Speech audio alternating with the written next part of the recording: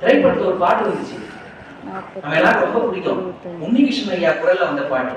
அந்த பாட்டு முத கேட்கும்போது நான் கை தட்டினேன். பிரமாதமான லிரிக். அப்படின்னு என்ன பாட்டு தெரியுமா? உன் சமையலறையில் நான் உப்பா சர்க்கரையா. யாரு கேட்டா? கதாநாயகன் கேட்கிறான் அல்லது கணவன் கேட்கிறான்னு வச்சுக்கீங்களேன். உன் சமையலறையில் நான் உப்பா சர்க்கரை. அந்த பொண்ணு பதில் சொல்லுது பாருங்க, நீ படிக்கும் அறையில் நான் கண்களா புத்தகமா. வரீங்க இந்த படிச்சுட்டு எனக்கு இந்த பாட்டை கேட்ட முதல் நாள் வந்து எப்படியாவது இந்த பாட்டை எழுதின கபிலன் நினைக்கிறேன், யாரோ ஒருத்தங்க அவங்களுக்கு போன் போட்டு பாராட்டிடணும்னு நினைச்சு நிறைய பேர்ட்ட சொன்னேன். நல்லா வாசிக்கிற பெருமக்கள் என்ன பாட்டுங்க பிரமாதங்க அப்படின்னு சொன்னேன். வீட்டுல ஒரு நாள் அந்த பாட்டு ஓடிச்சு தொலைக்காட்சியில ஓடும்போது சொன்னேன், என் மனைவி கூப்பிட்டு, அது பாரு இந்த பாட்டு கேட்டு சூப்பரா இங்கிலீஷ் பாடுங்க, கேளு என்ன பாட்டு அப்படின்னாங்க எங்க வீட்டம்மா. கேளுமா, உன் சமையலறையில் நான் உப்பா சர்க்கரையா, நீ படிக்கும் அறையில் நான் கண்களா புத்தகமா. ஏமா எவ்வளவு அழகான ஒரு உவமை. உப்பா சர்க்கரையா கண்களா புத்தகமா. இது உனக்கு பிடிக்கல, என்ன ரசிகர் நீன்னு கேட்டேன். அவங்க சொன்னாங்க பாருங்க, அட நல்லா கவனிங்க, அது என்ன பெண்களை வர்ணிக்கும் போது மட்டும் சமையலறை பொருட்களை வச்சுக்கிட்டு வர்ணிக்கிறது, ஆண்களை வர்ணிக்கும் போது மட்டும் கால் மேல கால் போட்டு உட்காந்து எப்ப பார்த்தாலும் பேப்பர் படிச்சுட்டு இருப்ப அல்லது புக்கு படிச்சுட்டு இருப்ப, நான் உள்ளுக்குள்ள உட்காந்து சமையலறையிலே உட்காந்து சாகணுமா? அதைத்தான் இந்த பாட்டு சொல்லுதுன்னு என் மனைவி சொன்னான். எனக்கு புரியல பாருங்க, எவ்வளவு நுட்பமா ஒரு விஷயத்தை உள்ளுக்குள்ள வச்சு சமைக்க வேண்டிய பொறுப்பு பெண்களுக்கு தான். பள்ளியில போய் நான் ஒரு கேள்வி கேட்டேன் எங்க மாணவர்கள் மத்தியில, தம்பி சமைக்கிறது யார் வேலை அப்படின்னு கேட்டேன். சமைக்கிறது யார் வேலைன்னு கேட்டு ஒட்டுமொத்த மாணவ செல்வங்களும் சொன்னாங்க அம்மாவோட வேலை. அடுத்து ஒரு கேள்வி கேட்டேன், சாப்பிடுறது யார் வேலைன்னு கேட்டேன். அமைதியாயிட்டாங்க, யாருமே பேசல. சாப்பிடுறது யார் வேலை அப்படின்னு, அது எல்லாரும் தான். அவ வாசங்கடா, சமைக்கிறது மட்டும் அம்மா தனியா சமைக்கணும், கொட்டிக்கிறது மட்டும் எல்லாம் சேர்ந்து கொட்டிப்பீங்களா அப்படின்னு யோசிச்சு பார்த்தா எவ்வளவு பெரிய அநீதி நடக்குது. இந்த அநீதி அன்னைக்கே சொன்னாரு பாருங்க மகிழ்ச்சி. அவங்க பெற்ற பிள்ளைகளை வளர்க்கும் பெரும் சுமையும் சமைக்கும் மற்ற பொறுப்பும் குறைத்து ஹெல்ப் பண்ணுங்க கூட போய். என்ன சொன்னா தெரியுமா மகிழ்ச்சி? நான் ஒரு வாசனை சொல்லவா? வீட்டு வேலையை கூட்டு உழைப்பாக மாற்றுங்கள் என்கிற மிக அற்புதமான செய்தியை 1955 சொன்ன மகான் தான் வேதாத்ரி. வீட்டு வேலையை கூட்டு உழைப்பாக மாத்தணும் சார். ஒரு காலத்துல ஆண்கள் மட்டும் வேலைக்கு போனாங்க, இன்னைக்கு பெண்கள் வேலைக்கு போனாங்கல்ல. அவங்க வீட்டு வேலையும் பார்த்துட்டு ஆபீஸ் வேலையும் பார்க்கவா, எப்படி நியாயம்னு சொல்லி அன்னைக்கு கேட்டுக்காரு பாருங்க. அடுத்த வரி பாருங்க, மற்ற பொறுப்பும் குறைத்து மாதர்களை உய்விக்க உற்ற விதம் ஆட்சி முறை உலகோர் கூடி வகுத்து பற்றற்று வாழும் பண்பே அறிவின் உச்சம்னு எழுதுறாரு. இப்படி சொல்லவா குடும்பத்தில் நடக்கிற அத்தனை செயல்பாடுகளிலும் மனைவியோடு பங்கேற்று கலந்து கொண்டு பகிர்ந்து கொள்கிற ஒரு ஆண்மகன் தான் சிறந்த ஆண்மகன் என்று அன்னைக்கே வேதாத்ரி மகிழ்ச்சியா சொல்லிருக்கு. அதை இன்னைக்கு நாம மனைவி நல வேட்பு நாள் விழாவை நாம புரிஞ்சுக்கணும்னு ரொம்ப அன்போடு கேட்டுக்கிறேன். பெண்களுக்கு எவ்வளவு முக்கியத்துவம் கொடுத்துட்டாரு பாருங்க. மாண்புமிகு மனைவின்னு சும்மா ஒண்ணு எழுதில்ல, அவர் எவ்வளவு முக்கியத்துவம் கொடுத்தாரு. இப்ப நான் உங்களை பார்த்துக்கிட்டேன், உலகின் மிக பிரபலமான புகழ்பெற்ற மதங்கள், பெரும்பான்மை மக்களாக இருக்கிற மதங்கள் வந்து 3 உலகத்திலேயே. இந்து மதம், கிறிஸ்துவ மதம், இன்னொன்னு இஸ்லாம் மதம். மிகப்பெரிய மதங்கள்னு சொல்லுவாங்க. இப்ப நான் ஒரு கேள்வி கேட்கவா? இது ஒரு பொலிட்டிக்கலான கொஸ்டின், நாம கடந்து போயிட வேண்டாம். ஆனா இது ரொம்ப முக்கியமான கேள்வி. எந்த பெண்ணாவது சங்கராச்சாரியராக ஆக முடியுமா? ஒரு பெண் சங்கராச்சாரியர் உண்டா? இல்ல. யாரும் விமர்சனம் பண்ணல, நடக்கிற விஷயத்தை உங்களுக்கு சொல்லி காட்டுறேன், அவ்வளவுதான். இப்படி கேட்கிறேன், ஒரு பெண் போப்பாண்டவர் உண்டா? இல்ல. இஸ்லாத்துல ஒரு பெண் மத குரு உண்டா? இல்லையே. இன்னும் சொல்லவா, சில மந்திரங்களை கூட பெண்கள் உச்சரிக்க கூடாதுன்னு சில மதங்கள்ல கட்டுப்பாடு இருக்கா? பெண்கள் உச்சரிக்க கூடாதுன்னு கட்டுப்பாடு இருக்கு. ஆனா அதையெல்லாம் கடந்து பெண்களை ஞான ஆசிரியர்களாக மாற்றி தீட்சை வழங்குபவர்களாக ஆக்கி உயர்ந்த பீடத்தில் உட்கார வைத்த ஒப்பற்ற பெருமை கொண்டவர் வேதாத்ரி மகிழ்ச்சி மட்டும்தான் உலகத்தில். எவ்வளவு பெரிய விஷயம் இது. சும்மாவா எழுதுவார் மாண்புமிக்க எந்த மனைவின்னு சொல்லி. பெண்களுக்கு எவ்வளவு முக்கியத்துவம் கொடுத்திருக்காரு பாருங்க, எவ்வளவு முக்கியத்துவம் கொடுத்திருக்காரு பாருங்க. சார் எவ்வளவு விஷயங்களை தாங்குறாங்க. நாம நினைக்கிறோம், இங்க பாருங்க, நாம நினைக்கிற வலிமை, உலகத்தில் வலிமையானவர்கள் ஆண்களா பெண்களான்னு பல இடங்கள்ல பட்டிமன்றம் பேசும்போது சொல்றோம், வலிமைனா ஆண்கள் தாங்க வலிமையானவர்கள் அப்படின்னு சும்மா சும்மா பேசிக்கிறோம். ஆண்கள் தான் வலிமையானவர்கள். வலிமை என்பது இன்னொருவரை தாக்குவது அல்ல நண்பர்களே. வலிமை என்பது இன்னொருவரை தாக்குவது அல்ல. வலிமை என்பது தாக்குவது அல்ல, தாங்குவது. தாங்குவதுதான் வலிமை. தாங்குவது வலிமை. இங்க பாருங்க, எவ்வளவு வலிகளை நமக்காக தாங்குறாங்க சார் இந்த பெண்கள். பெண்கள் தாய்மை பேர் அடையும் போது, தாய்மை பேர் அடையும் போது அந்த 9 மாதமும் சில நாட்களும் அவங்க படுற கஷ்டம் இருக்கு பாருங்க, சொல்ல முடியாது சார். எவ்வளவு கஷ்டப்படுறாங்க, எவ்வளவு வலிகளை தாங்கிக்கிறாங்க. ஏங்க, ஒரு கிலோ ஒரு எடையுள்ள ஒரு பொருளை 10 நிமிஷம் நம்ம கையில வச்சுக்கிட்டு நில்லுங்கன்னு சொன்னா 2 நிமிஷம் நிப்போம், 3வது நிமிஷம் நிப்போம். எரிச்சலா இருக்குமோ நம்ம இது எங்கேயாவது வச்சுட்டு நிக்கிறேனே. ஒரு பைய சுமந்துட்டே இருக்க முடியாது.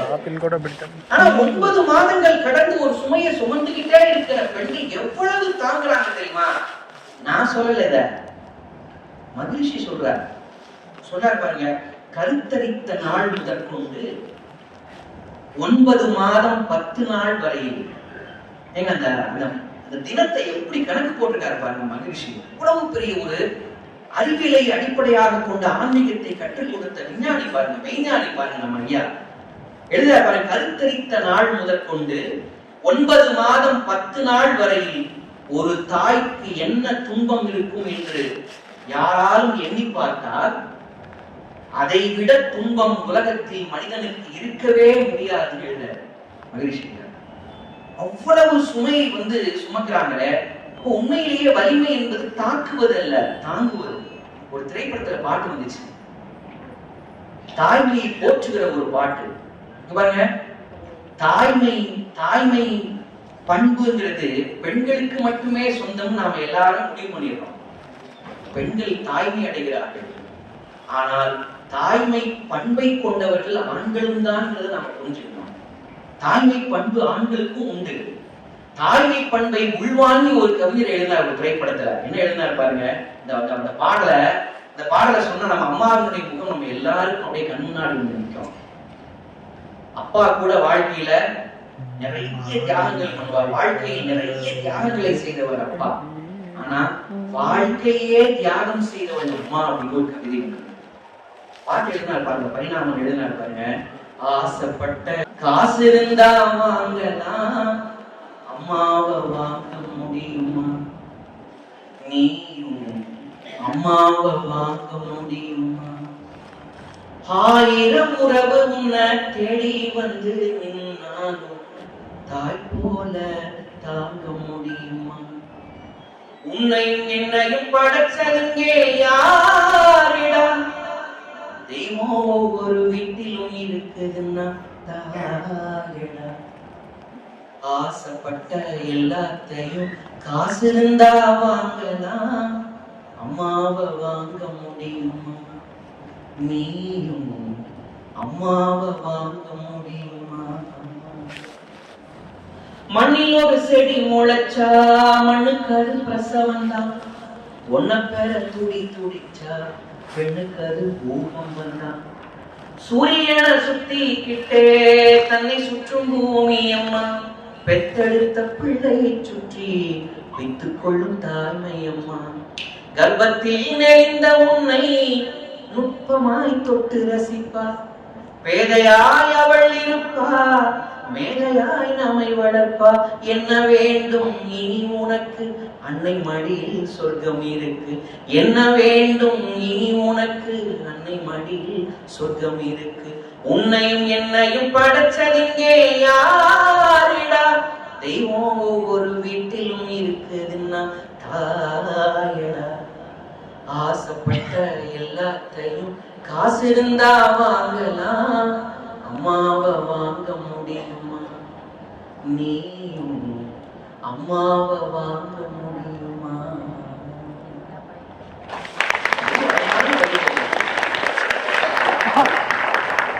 கருவுற்ற நாள்ல இருந்து அந்த பெண் படுகிற பாட்டை, அந்த பாட்டுல கொண்டு அழகா அந்த கவிஞர் கொண்டு வச்சாரு. மகிழ்ச்சி ஐயா அவங்க அதை விட துன்பம் இந்த உலகத்துல வேறு மனிதன் வந்து படவே முடியாதுன்னு எழுதுறாரு பாருங்க.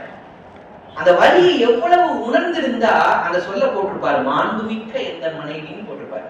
இந்த வலியை எவ்வளவு உணர்ந்திருந்தா போட்டிருப்பாரு. நீங்க கவனிச்சிருக்கீங்களா? பெண்கள் வீட்டுல குழந்தைங்களை கவனிச்சிக்கும் போது, அவங்களோட பேசும்போது, பழகும் போது குடும்பத்தினுடைய நிலையை சொல்லி சொல்லி பேசுவாங்க, சொல்லி சொல்லி பழகுவாங்க. இப்ப நான் இப்படி ஒரு உதாரணம் சொல்றேன். 2வது குழந்தை வீட்டுல பிறக்குதுன்னு வைங்க.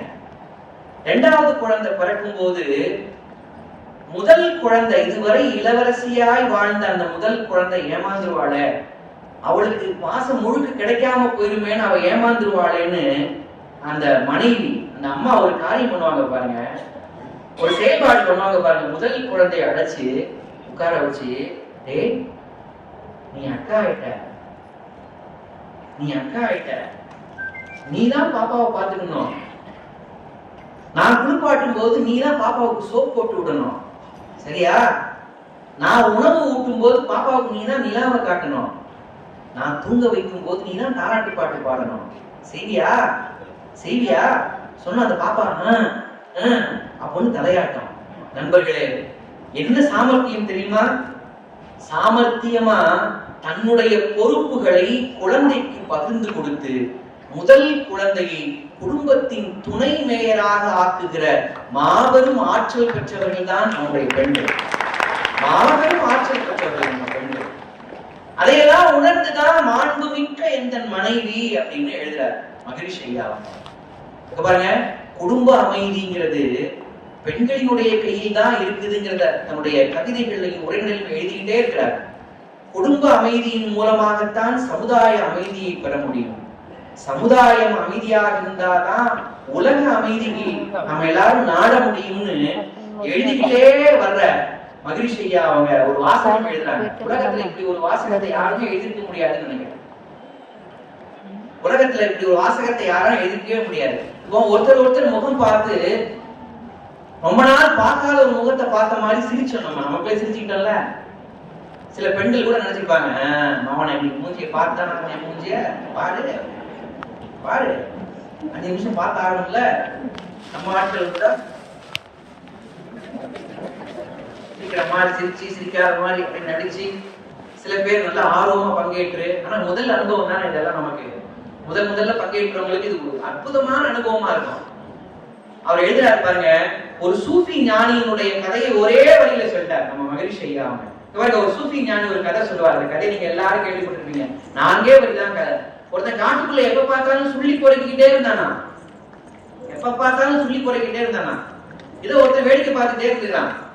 வேடிக்கை பார்த்தவன் அவன்கிட்ட போய் கேட்டானா, ஏப்பா நீ எப்ப பார்த்தாலும் காட்டுல சொல்லி குறைக்கிறதுனா விறகு குறைக்கிறது, எப்ப பார்த்தாலும் விறகு குறைக்கிட்டே இருக்கிறியே, இதை வச்சு என்ன செய்ய போற, ஏன் எப்ப பார்த்தாலும் விறகு குறைக்கிறேன்னு கேட்டான். அவன் சொன்னானா, இல்ல நான் குளிர் காயறதுக்கு தான் விறகு குறைக்கிறேன்னா. உடனே வேடிக்கை பார்த்தவன் திரும்ப கேட்டானா, நீ குளிர் காய்ஞ்சு நான் ஒரு நாளும் பார்த்தது இல்லையேப்பா அப்படின்னா. அதுக்கு இவன் சொன்னானா, பதில் சொன்னானா, குளிர் காயறதுக்கு தான் நேரம் இல்லைன்னா. குளிர் காயறதுக்கு தான் நேரம் இல்லை அப்படின்னா. பணம் சம்பாதிப்பதற்காக நாம ஓடிக்கிட்டே இருக்கிறவன் எதுக்காக பணம் சம்பாதிக்கிறோம்? குடும்பத்தோட மகிழ்ச்சியாக வாழணும் தானே சம்பாதிக்கிறோம். ஏன் மகிழ்ச்சியா இல்லைன்னு கேட்டு பாருங்க. நேரம் இல்லாம போனோம். குழந்தைங்களோட உட்கார்ந்து சாப்பிட நேரம் இல்லைங்க. மனைவியின் முகத்தை ஒரு 5 நிமிஷம் பார்க்க நேரம் இல்லைங்க. காந்த பரிமாற்றம் நடத்த அது வந்து ஒவ்வொரு வருஷம் மனைவியோட வேட்பாளர் வேலை மட்டும்தாங்க நாங்க செய்வோங்க. அப்படின்னா ஒரு வாசகம் எழுதாரு பாருங்க. எவ்வளவு கோபமா இதை எழுத வேண்டியது, அவ்வளவு சாந்தமா ஒரு மகிழ்ச்சி எழுதினாருன்னா ஆச்சரியம் இது. குடும்ப அமைதியை இழந்து, நண்பர்களே இந்த வாசகத்தை நீங்க எல்லாரும் கவனிக்கணும், ரொம்ப அன்போடு கேட்கிறேன். குடும்ப அமைதியை இழந்து நீங்கள் பெறுவது ஞானமே ஆனாலும் அதனால் ஒரு பயனும் இல்லை எழுதுறாரு. நீங்கள் பெறுவது ஞானமே ஆனாலும் சரி, அதான் ஒரு பயனும் இல்லை. எதை தேடி போயிட்டு இருக்கீங்க நீங்க? குடும்ப அமைதியை விட்டுட்டு நான் காசு சம்பாதிக்க போறேன், எல்லாரும் நல்லா படிக்க வைக்கணும், நல்ல உயர்ந்த இடத்துக்கு, அப்படி ஒரு தேவையே இல்லையா? அது ஞானமே கிடைச்சாலும் சரி, குடும்ப அமைதியை விட்டுட்டு நீ ஞானம் தேடி என்ன பண்ண போற அப்படின்னு ஒரு விஷயத்தை சொல்றாரு. இதையெல்லாம் எவ்வளவு உணர்ந்திருந்தா அந்த மாண்புமிக்க மனைவிங்கிறதுக்கு எவ்வளவு அந்த அடைமொழியை எப்படி கொடுத்துருப்பாரு பாருங்க. பெருமக்களே, இப்படி பெண்மையை உயர்த்திக்கிட்டே வராரு. இந்த காலத்துக்கு தகுந்த சில விஷயங்களை நாம இதோடு ஒப்பிட்டு நாம பேசித்தான் ஆகணும். பெண்மையை உயர்த்திக்கிட்டே போறவர் இன்னைக்கு இருக்கிற பெண்களுக்கும் கூட, இன்னைக்கு இருக்கிற வயசு பசங்களுக்கும் கூட சில முக்கியமான விஷயங்களை சொல்லி கொடுத்துக்கிட்டே இருக்கிறார். எப்படி சொல்லவா? பல சமய தத்துவங்கள் கடந்த காலத்திற்கு மட்டுமே பொருந்தும். ஆனால் கணினி காலத்திற்கு கூட பொருந்தக்கூடிய ஒரு தத்துவம் இருக்கிறது என்றால் அது வேதாத்திரியத்தை தவிர்த்து இந்த உலகத்துல வேற எதுவுமே இல்லை. கம்ப்யூட்டர் காலத்துக்கும் பொருந்தும். எப்படி தெரியுமா? நான் ஒண்ணு சொல்ல, மகிழ்ச்சி அவங்க சொன்ன வாசகம் தான். இன்னைக்கு இருக்கிற பெண்களும் சரி பசங்களும் சரி சில விஷயங்களை அவங்களே தேர்ந்தெடுத்துக்கிறாங்களா இல்லையா? சில விஷயங்களை பெற்றோர்கள் பேச்ச மீறி, எனக்கு தெரியுமா, எனக்கு பிடிச்சத செலக்ட் பண்ண விடுங்க, எனக்கு பிடிச்சதை தேர்ந்தெடுக்க அனுமதிங்க அப்படின்னு கேட்கிறாங்களா? இன்னைக்கு இருக்கிற பெண்களுக்கும் இன்னைக்கு இருக்கிற இளைஞர்களுக்கும் ரொம்ப அழகா ஒரு வாசகம் சொல்றார். எது பிடித்ததோ அதை தேர்ந்தெடுப்பதை விட எது சரியானதோ அதை தேர்ந்தெடுத்தால் நீங்கள் நிம்மதியாக இருக்கலாம்னு மகிழ்ச்சி சொல்றார். என்ன அழகான வாசகம். எது சரியானதோ அதை தேர்ந்தெடுங்க. குறிப்பா பெண்களுக்கு எல்லாருக்குமே அப்பான்னா ரொம்ப பிடிக்கும், அப்படிதானே? அப்பான்னா ரொம்ப பிடிக்கும். ஏன்னா பெண்களை விட்டு கொடுக்காத ஒரு உறவு எது அப்படின்னு கேட்டா அப்பா. விட்டு கொடுக்காத ஒரு உறவு. நேரம் கிடைச்சிச்சு நினைக்கிறேன். பேசுறதுக்கு நிறைய விஷயங்களுக்கு நான் ஒரே ஒரு தகவல் சொல்லி நிறைவு செஞ்சிடறேன். பெண்களை விட்டு கொடுக்காத ஒரு உறவு அப்பான்னு சொன்னவன் மகளை மட்டும் விட்டு கொடுக்க மாட்டார். ஆனா மனைவிய fill in the blanks நம்ம வீட்டு எல்லாமே நம்மளே ஃபில் பண்ணிக்கலாம். என்னையும் சேர்த்து நான் சொல்றேன். மகளை விட்டு கொடுக்காத பெற்றோர்கள் இருக்கிறாங்க, அப்பாக்கள் இருக்கிறாங்க. அப்பாவினுடைய ரொம்ப பிடிச்ச உறவு எதுன்னா மகள் தான். மகளை ரொம்ப பிடிக்குமா அப்பாவுக்கு. பசங்களுக்கும் சரி, பசங்கள்ட்ட போய் கேளுங்க, உன்னுடைய முதல் எதிரி யாரான்னு கல்லூரி மாணவன்கிட்ட கேளுங்க, அவன் சொல்லுவான், எங்க அப்பா தான் சார் முதல் எதிரி. அப்பா எப்ப பார்த்தாலும் கோபப்படுறாரு சார், எப்ப பார்த்தாலும் அடிக்கடி அம்மாட்ட பேசலாமா, ஆளை ஒழுங்கா இருக்க சொல்லு, அடிக்கடி என் லைன்ல கிராஸ் ஆகிறாருங்க, அவர் எஸ்டி கூத்தா நடத்துறாரு, அடிக்கடி பசங்கள்ட்ட பேசுறேன். ஆனா இங்க இருக்கிற நான் பெருமக்களுக்கு, பசங்களுக்கு, குறிப்பா இளைஞர்களுக்கு சொல்றேன், அப்பா யாரு தெரியுமா? அப்பா ஏன் கோபப்படுறாரு தெரியுமா? தான் தடுமாறி விழுந்த இடங்களில் தவறியும் தன் பிள்ளை விழுந்து விடக்கூடாது என்று ஆசைப்படுகிற ஆசைப்படுற ஒரு உறவு தான் அப்பா. அந்த அப்பா என்ன நினைப்பாராம், சரி நாமளாவது சில முடிவுகளை தப்பா எடுத்துட்டோம், பிள்ளைக்கு நல்ல முடிவு எடுக்கிறதுக்கு நாம ஒத்துழைக்கணும்னு சொல்லி பெண் குழந்தையை பார்த்து வளர்ப்பார். பெண் குழந்தைகள்லாம் நாம கத்துக்கிட வேண்டிய விஷயம் என்ன? நமக்கு பிடிச்சதை தேர்ந்தெடுக்கிறதை விட சரியானதை தேர்ந்தெடுக்கணும். அதனால அப்பாவுக்கே ரொம்ப பிடிக்கும். அப்பா ஒரு பாட்டுல சொன்னாங்க பாருங்க, வீச்சருவா மீச அந்த மீச மேல ஆசை. உங்க அப்பாவை மட்டும் இப்ப நினைவுல வச்சுக்கோங்க. கண் முன்னாடி அப்பா நிக்க போறாரு, எல்லாரும் கண்ணுக்கு முன்னாடி. நம்ம அப்பா நமக்கு செஞ்ச தியாகங்கள், செயல்பாடுகள் எல்லாம் நம்ம கண்ணு முன்னாடி நிக்க போது பாருங்க இந்த பாடல. வீச்சருவா மீச அந்த மீச மேல ஆசை, வெண்கல காசை அள்ளி வீசி எழும் ஓசை, ஆச்சரியமாயிருக்கும் உச்சரிக்கும் பேச்சு, அச்சு வெள்ளமாய் நிற்கும் வாயிழுக்கும் மூச்சு, அப்பாவும் ஐயனாரும் வேலை இல்ல, அகிலத்தில் அதுக்கு மேல சாமி இல்ல, பெத்து எடுத்து பேடு வச்ச கொலசாமி, அப்பூரந்தான் என்ன அறிஞ்சது இந்த பூமி, வீச்சருவா மீச அந்த மீச மேல ஆசை, வெண்கல காச அள்ளி வீசி எழும் ஓசை, அற்புதமா கத்து கொடுக்கும் சுட்டு விரலும் நடவண்டி, ஆனையா ஒரு மாறி சுமந்து போகும் அம்பாரி, தேர்மேல ஏறிக்கிட்டு ஊரே பார்க்கும் கண்காட்சி, தெய்வம் வியந்து பார்க்கும் ஆனந்தமே சாட்சி. தோள் மேல ஏறிக்கிட்டு ஊரே பார்க்கும் கண்காட்சி, தெய்வம் வியந்து பார்க்கும் ஆனந்தமே சாட்சி. ஆத்துல ஐரமீனா நீந்த வச்ச வாத்தியாரு, இன்னைக்கும் எனக்கு போட்டி இந்த ஊரில் வேறு யாரு. கம்பெடுத்து சுத்தனாக்கா காத்தும் கிட்ட நெருங்காது, ஆயக்கலையத்தானுக்கும் அவரேதான் சிவனாரு. பெத்து எடுத்து பேரு வச்ச கொலசாமி, அப்புறந்தான் என்ன அறிஞ்ச இந்த பூமி. வீச்சருவா மீச அந்த மீச மேலாச, வெண்கல காச அழி வீசி எழுமூச.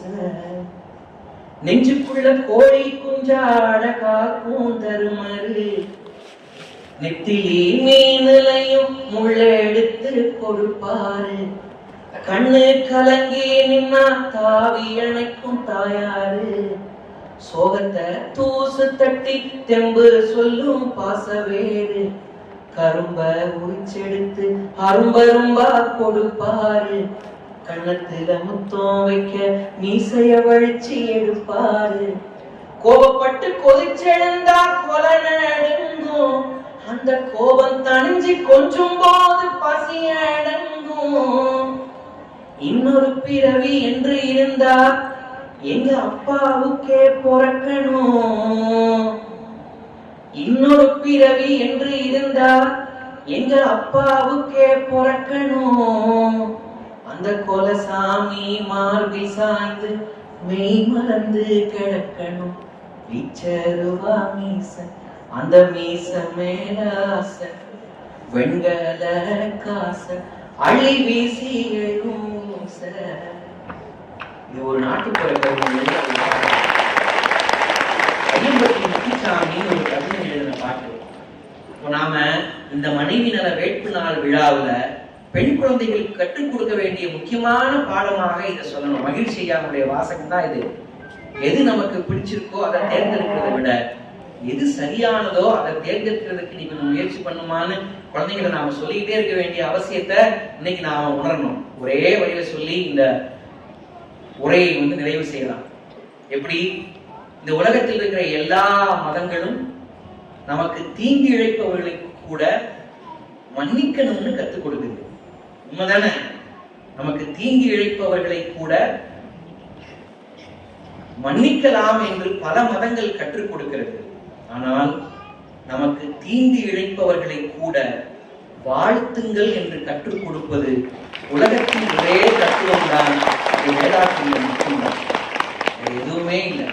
அப்படி இந்த வேதாத்திரியத்தை நாம் எல்லோரும் பயின்று மனவளக்கலையை இந்த உலகம் முழுக்க பரப்பி உலக அமைதியை நிலைநாட்டுவதற்கு இந்த விழாவை ஆதாரமாக எடுத்துக்கொண்டு செயல்படுவோம் என்று சொல்லி இவ்வளவு நேரம் மிக அருமையாக உங்கள் காதுகளை எனக்கு கடனாக கொடுத்த பெருமக்கள் எல்லோருக்கும் இந்த இனிய நேரத்தில் இதயம் கனிந்த நன்றிகளை தெரிவித்துக் கொண்டு, மாண்புமிக்க எந்த மனைவியை நான் மதிக்கின்றேன், மாண்புமிக்க எந்த மனைவியை நான் வாழ்த்துகின்றேன், வாழ்த்தி மகிழ்கின்றேன் என்கிற வாசகத்தை இதயத்தில் எப்போதும் சுமந்து கொள்ளுங்கள்.